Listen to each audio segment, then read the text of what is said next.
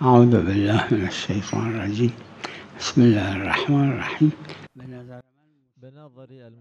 میری نظر میں موسیقی مطلقاً حرام. علیکم السلام.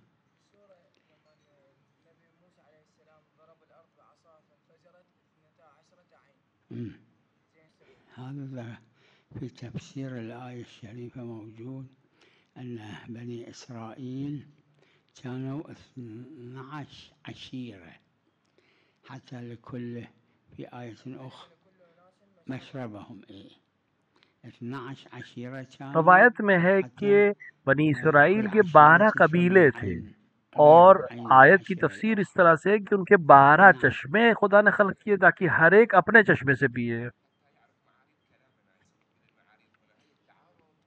لا لا شوفوا معاريض جمع معاریض جمع ہے معراج کی. معراج جمع مصدر میمی ہے، عرض کے معنی میں، مثل جیسے مثقال بمعنى ثقل کے معنی، وزن کے معنی میں. معرض بھی اور معارض بمعنى عرض حتى يعرف معارض يعني عرض یعنی ہمارے کلام کے عرض کو، ہم جو مقصد ہے ہمارے کلام سے، جو ہدف ہے ہمارے کلام سے، صرف اس کو. کوئی فقیہ نہیں بنتا جب تک وہ ہمارے یعنی اہل بیت کے کلام کو اس کے مفہوم کے ساتھ نہ سمجھے. لا لا يعني الظواهر، يعني الظواهر حجة. نعم. سلام عليكم. شلون؟ اي اي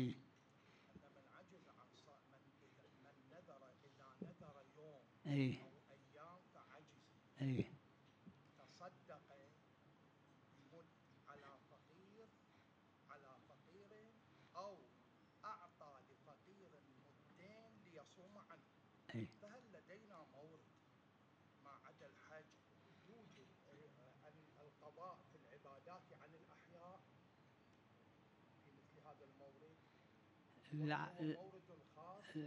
لا لا لا هو دلیل خاص ہوا، دلیل خاص بھی ہے اور مورد خاص بھی ہے. الحی ورنہ زندہ عبادت میں دوسرے زندہ کی نیابت نہیں کر سکتے.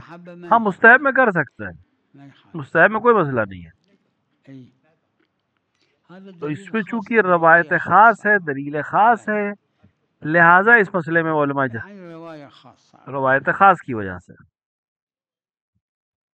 الجواب من يعزف ومن يعمل وہ جو موسیقی بجا رہا ہے وہ حرام کر رہا ہے. وہ جو اس کو دل کے ساتھ سن رہا ہے، شوق و ذوق کے ساتھ سن رہا ہے، وہ بھی حرام کر رہا ہے. ہاں اگر دل سے نہیں سن رہا ہے، سننا نہیں چاہتا، لیکن اس کے کان میں آواز جا رہی ہے تو اس کے لیے کوئی مسئلہ نہیں ہے.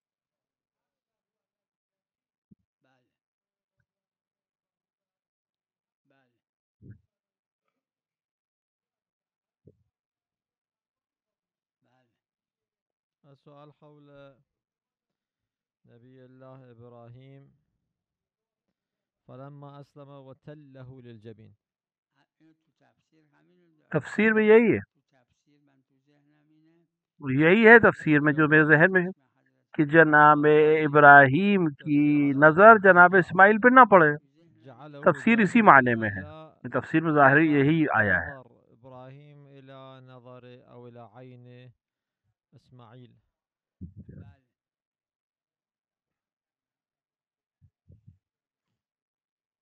السؤال حول صلاة الجماعة.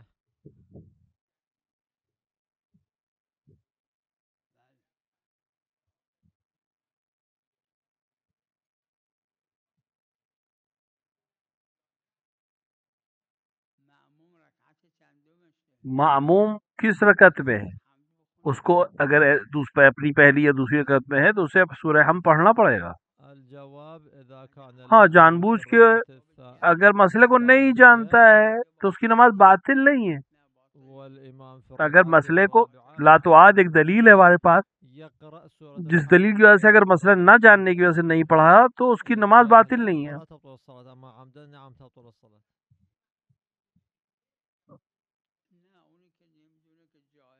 وعليها أن وہ جو يسجد نہیں جانتا حکم کو، اس رجالا کی نماز باطل نہیں ہے. ہاں نماز کے بعد سجد سجدہ سہو السهو کرنا پڑے وترك گا. الحمد.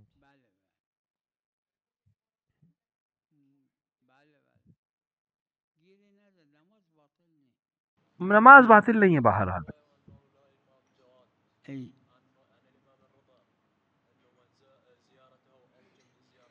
هذا في ذلك یہ الزمان اس زمانے کی بات، لأنه أكبر شر کیونکہ جو سب سے بڑا بالشيعة في زمن شگاف الإمام الرضا عليه شیعوں السلام کے درمیان جو ہوا وہ زمان امام رضا علماء الشيعة کے زمانے میں ہوا، یعنی علماء شیعہ کے گھروں نے علیہ وقفوا اعظم على باللہ الإمام الكاظم امام وأنكروا موسیٰ إمامة کاظم الإمام علیہ الرضا عليه السلام. السلام کی شہادت کا انکار وقفوا کیا، اور على وقوف اور مشرف امام عليه السلام. رضا کی ولذا محمد سے الإمام انکار کیا، الجواد قال اور زيارة وقوف کیا امام أبي موسیٰ کاظم پہ. الرضا عليه السلام اور أفضل من زيارة الحسين، يعني في ذلك لہذا الزمان. امام جواد علیہ السلام نے الإمام الجواد یہ هذا الشرخ بیان الكبير کیا اللي کہ صار اس زمانے میں جو اتنا بڑا شگاف شیعوں کے درمیان ہے مو اس کو روک هسه. سکے، لا هسه نہ کہ زيارة آج کے دور الإمام میں. الحسين أفضل. امام حسین کی زیارت ہر دور میں افضل ہے. اس دور میں هو يعني کیونکہ واقفية ما كانوا واقفیہ يظهرون، گروہ امام بس رضا کا انکار الواقفية کرتا تھا. انمحوا هسه ماكو إعلان اليوم بعد ماكو آج کوئی واقفية. واقفیہ نہیں ہے، آج ختم ہو گئے واقفیہ، لأن الواقفية هم كانوا کیونکہ شيعة، واقفیہ بھی شیعہ تھے. يعني الواقفية ما كانوا چونکہ وہ نہیں چاہتے تھے بالألوف كانوا امام رضا کی زیارت کے لیے، اور ہزاروں کی تعداد میں تھے واقفیہ، لہٰذا نعم. اس کو توڑنے کے لیے امام نے اس روایت کو ارشاد فرمایا.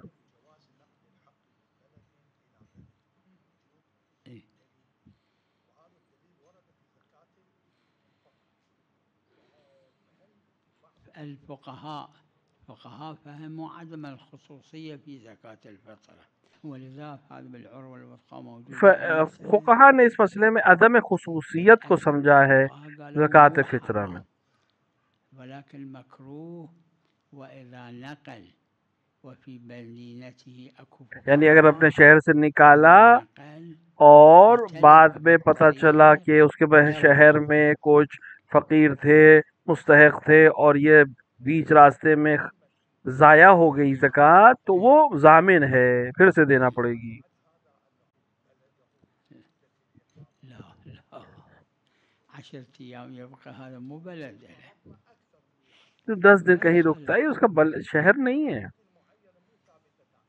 اي اذا كثير السفر يكون بحكم البلد. ہاں کثیر السفر ہے، حکم بلد میں آتا ہے، تو ایک الگ بحث. السؤال بالنسبة إلى الصلاة أنه وقف في الصلاة ولكن لم يتذكر الحمد فما يقرأ؟ الجواب إذا لم يتذكر سورة الحمد كما في العروة يقرأ السور الأخرى أو آيات دوسرے سورت پڑھے، قرآن کے دوسرے اتنا پڑھے کہ سورہ ہم کے برابر ہو جائے. عروہ مسلمہ میں ہے یہ موجود مسئلہ.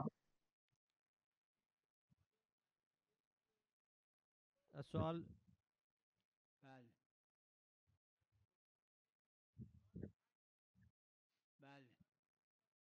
بالنسبة إلى بيع وشراء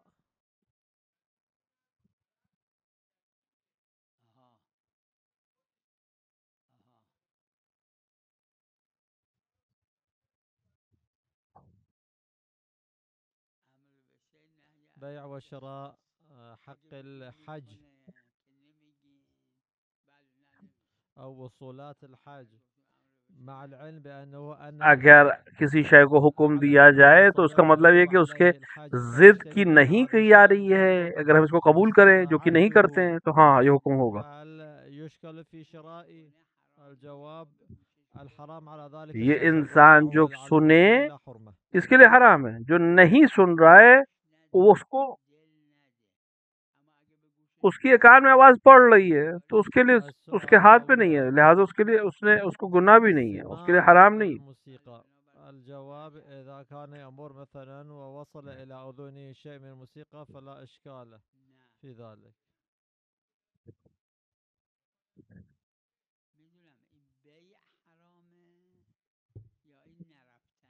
دیکھیں یہ بے یعنی خرید و فروخت حرام ہے یا نہ جانا، ہمیں دلیل چاہیے منع کرنے کے لیے. نهي أو لا؟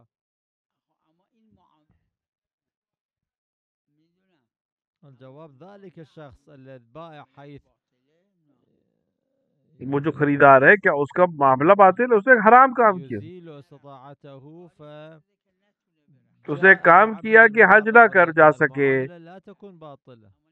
جاء بعمل لیکن کسی کو یہ نہیں کہے گا ذهبت استطاعته کہ وزالت قاعدتاً اس کے ہمارے پاس استطاعته حرمت کی جاز دلیل نہیں ہے، لكن البيع یعنی معاملہ صحیح ہے۔ قاعدة.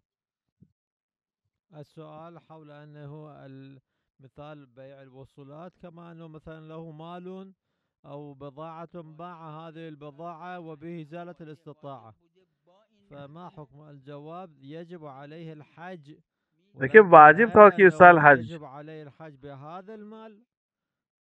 غاية الأمر کیا حج پہ جانا واجب ہے اس کے لیے، لیکن کیا اسی پیسے سے حج پہ جانے؟ یہ تو نہیں واجب ہے، نہیں یہ ضد خاص کا مسئلہ ہے۔ فنحن ضد العام وضد الخاص. فإذا قال أحد وهو نادر جدا بأن الأمر بالشيء دیکھیے ضد عام و ضد خاص کی بحث ہے، فنعم وإلا فلا. نادر علماء اس کے قائل ہیں کہ امر بالشیء کسی چیز کا حکم اس کی ضد خاص کے خلاف نہیں ہے، مناہی کے اوپر دلیل ہے، یہ بہت کم علماء ہیں ایسے۔ وعلى كل إذا كان الأمر بالشيء ليس له نهي عن ضد الخاص فليس المعاملة باطلة. معاملہ بہرحال باطل نہیں ہے، اس کی جو حرمت ہے ضد عام، اس کو گناہ گار کہتے ہیں کہ جو جا سکتا تھا حج پہ، لیکن اس نے اپنے آپ کو ایک ایسے حالت میں کر لیا کہ نہ جا سکے خود سے جان بوجھ کے، تو اس نے گناہ کیا ہے۔ لیکن اس نے جو زمین سامان بیچا کیا وہ بھی حرام ہے؟ نہیں۔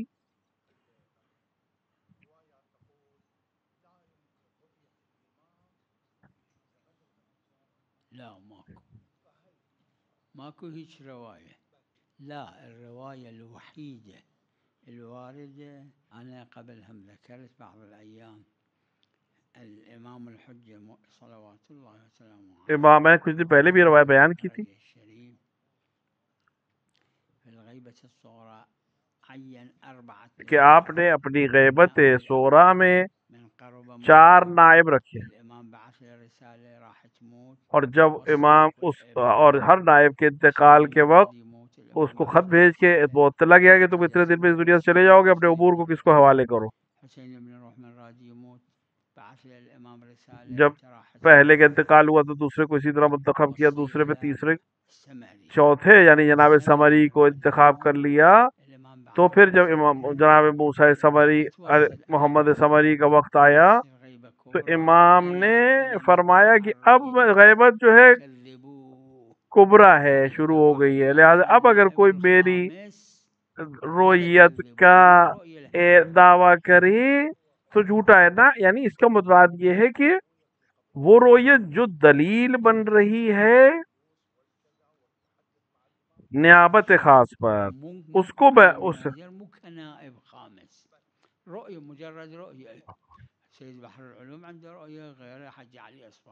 دیکھنے والوں نے بہت سے لوگوں نے دیکھا ہے، اتقیاء نے دیکھا ہے۔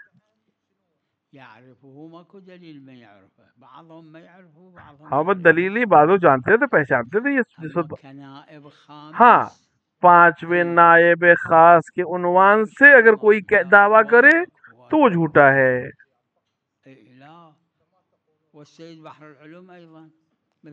علی بن بہزیار سید بحر العلوم، انہوں نے دیکھا حج علی اصفہانی، جیسا کہ روایات میں اور کتابوں میں موجود ہے، انہوں نے دیکھا ہے امام کو۔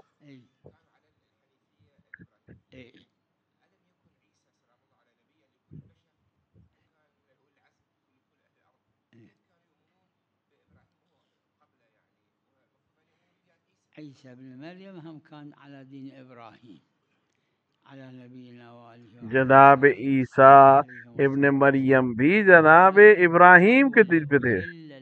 بعض الذی حرم علیکم، عیسی ابن مریم عیسیٰ ابن مریم اصل میں کچھ جدید احکام کے ساتھ اس دنیا میں آئے تھے، ورنہ اصل میں جناب ابراہیم کے دین پہ تھے۔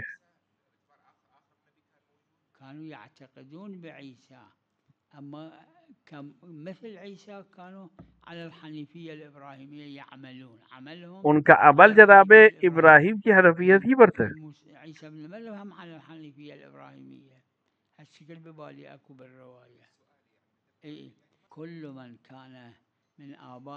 جناب رسول اکرم کی تمام نبی، جناب جتنے بھی اجداد ہیں رسول اکرم کے جو جناب عیسیٰ کی زندگی میں تھے یا ان کے زمانے میں تھے، وہ سب جناب عیسیٰ کو قبول کرتے تھے۔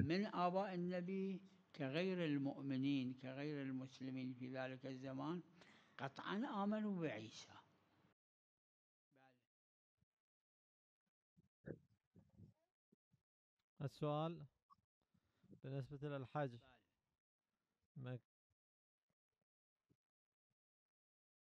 كان له التمكن في شراء امتياز أو وصل الحج حتى يذهب إلى الحج، فهل يجب عليه أن يشتري هذا الامتياز والوصل للحج حتى يذهب إلى الحج؟ الجواب عندما يكون مستطيعا، لیکن جب مستطیع ہو گیا تو پھر اس کو مقدمات وجوب واجب عقلی ہو جائے گا۔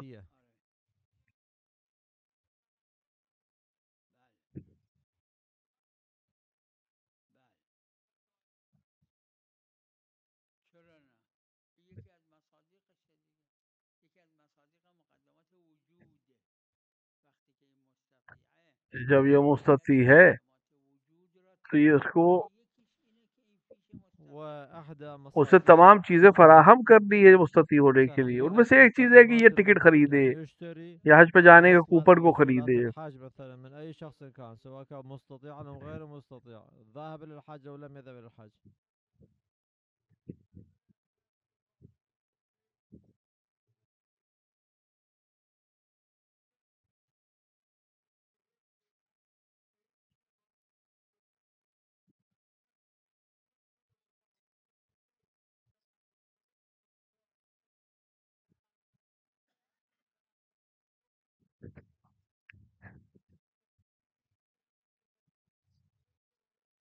السؤال حول رواية أخلاقية بالنسبة إلى أسامة بن زيد حيث اشترى جارية۔ اس پہ کوئی شک نہیں کہ جو اخلاقی روایات ہیں وہ ہر جگہ استفادہ کی جا سکتی ہیں۔ الجواب نعم، الرواية الأخلاقية اس پہ 40 دن ہے۔ اس دوسری روایت میں اس سے دقیق تر ہے وهناك رواية أخرى بأنه نعم لا يعلم کہ انسان جب صبح کرے تو یقین نہ کرے کہ شرات تک زندہ رہے گا۔ كيف يصبح۔ بہت سے لوگ نے صبح دیکھی اور رات نہیں دیکھی، یہاں تو پھر بھی 40 دن ہے، ورنہ روایت اس سے زیادہ بھی ہے۔ ایک اور روایت میں حضرت سے کسی شخص نے کہا کہ کیوں مردوں کی بعض کی آنکھیں کھلی بعض کی بند ہے، کہ روایت میں حضرت نے فرمایا کہ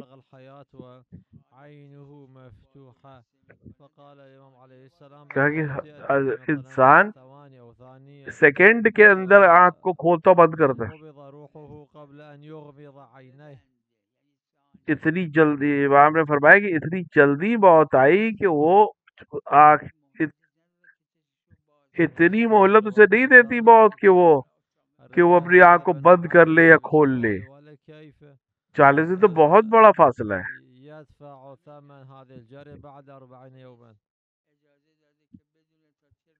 یعنی کہنا ہی چاہ رہی روایت کہ کیسے ہی اپنے آپ کو اطمینان دے رہا ہے کہ 40 دن تک زندہ رہے گا۔ وأذكر أنه كان أحد الوعاظ في مدينة طهران كان يقول في أعمال ليلة القدر بك يا الله بك يا الله حتى وصل الماء الباقر لمحمد بن علي، ثم فارق الحاج وهو يقرأ المناجات وأدعية ليلة القدر وأعمال۔ میں یاد ہے جو کربلا میں تھے اب کہ ایک بہت بڑے وہاں کے خطیب تھے، واعظ تھے، وہ شب قدر کے اعمال کرتے بے یا اللہ کہتے ہیں، 5ویں 6ٹھے امام تک پہنچے تو وہی دنیا سے چلے گئے۔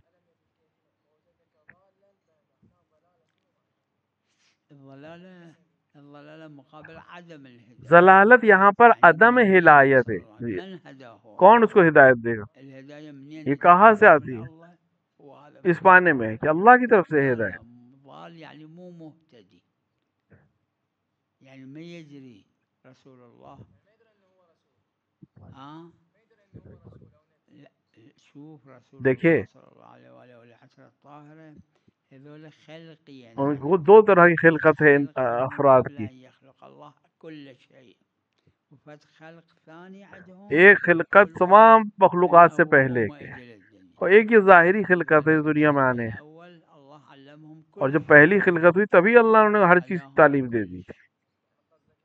الضلالة مو معناه يعني ضلالت اس معنی میں نہیں کہ اللہ گمراہ کر دیتا ہے.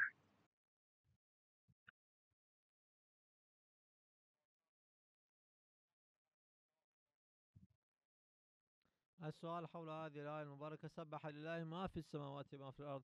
والحال أنه نرى البعض من الناس وهم كفار من الشيوعيين والدهريين لا يسبحون الله سبحانه وتعالى. الجواب: ما من عام إلا وقد خص، وبعض العلومات قد خصصت لله سبح لله ما في السماوات، من في السماوات هذا عام. یہ عام دلیل ہے، کوئی عام ایسا نہیں جس کے اندر تخصیص ہو، کوئی استثناء نہ آیا ہو، ایسا بہت کم ہے. كل شيء قدير، فإن الله سبحانه وتعالى كل شيء قدير حقيقة. من ما عمومی چیزوں میں، ہر عام میں ایک تخصیص ہے. صرف ایک چیز میں تخصیص نہیں ہے کہ اللہ ہر چیز میں قدرت رکھتا ہے، اس میں کوئی تخصیص نہیں ہے.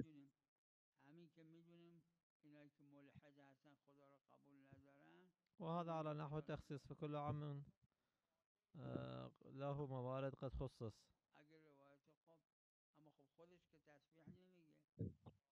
روایت ہے یہ اگر تو ٹھیک ہے، لیکن خود تو تسبیح نہیں پڑھتا. یہ تخصیص ہے، ہر عام کے اوپر تخصیص آتی ہے. في زيارة الجامعة. الجواب: كما في الرواية أن النبي صلى الله عليه وآله كان يأتي 6 أشهر إلى دار أمير المؤمنين فاطمة الزهراء والحسن والحسين عليهم سلام الله جميعا، وكان يسلم. روایت میں کہ 6 مہینے السلام علیکم کہ اہل البیت، حضرت زہرا و جناب امیر المومنین کے امام حسین کے گھر پہ آتے تھے المراد هم المعصومين عليهم السلام. اور سلام کرتے تھے، کہتے تھے السلام علیکم اہل البیت، یعنی لوگوں کو پہچانوا رہے کہ یہ اہل بیت ہے، کہ یہی 13 لوگ اہل بیت ہیں.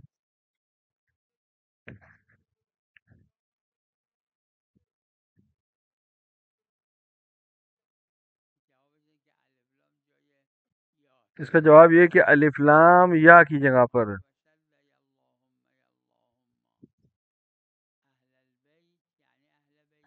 اہل بیت کا مطلب ہے اہل بیتی. یہ الف لام جو ہے اسی معاملے کو بتانے کے لیے آتا. السلام علیکم یا اہل مغنی میں یہ مسئلہ موجود ہے.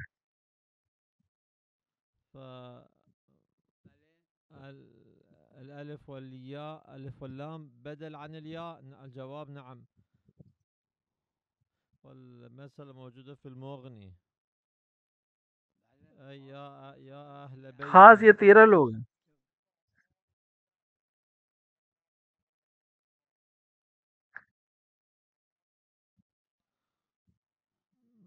السؤال حول الفرق بين الآل والبيت.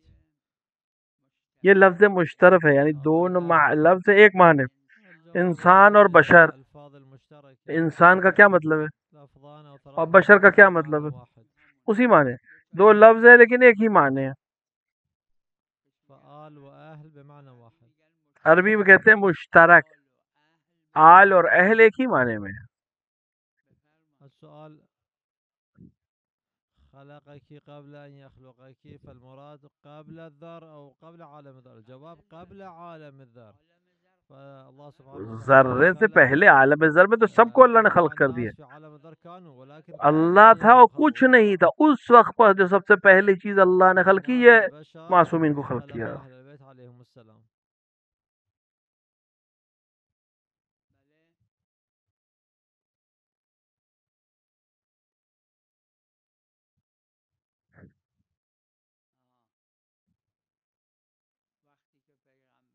جس وقت پیغمبر صلی اللہ علیہ وآلہ ایک بار یا 10 بار نہیں، سینکڑوں بار نے تعین کر دے کہ اہل بیت یہ ہیں.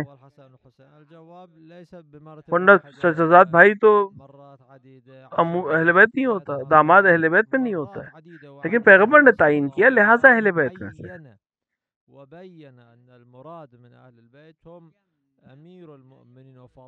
ایک یا دو یا 100 مورد نہیں ہے. 6 ماہ کی تو ایک روایت ہے ہمارے پاس، 6 مہینے تک ہر دن سلام کیا، تقریباً 170 بار 180 بار پیغمبر نے بھری مسجد میں آ کے لوگ السلام علیکم اہل بیت نبوہ. وصلی اللہ علی محمد وعلی الطاہرین.